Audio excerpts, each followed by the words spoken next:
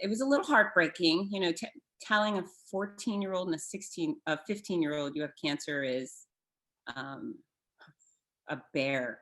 I separated my kids. My son was 14, my daughter was 16, and I knew that he would take things quietly, and she's a bigger personality. So I told him, and it's interesting because he was strong. He said, "You're going to be okay, mom." He said, in fact, he goes, I told him bad news, good news.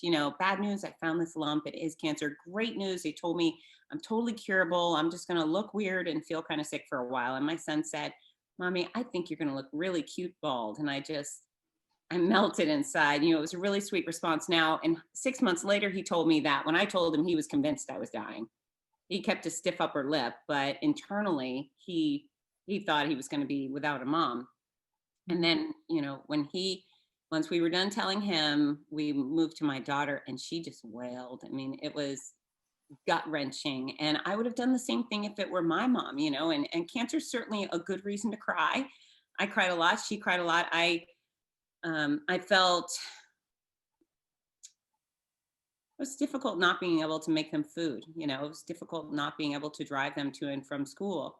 A lot of people, a lot of neighbors, their friends, parents kicked in.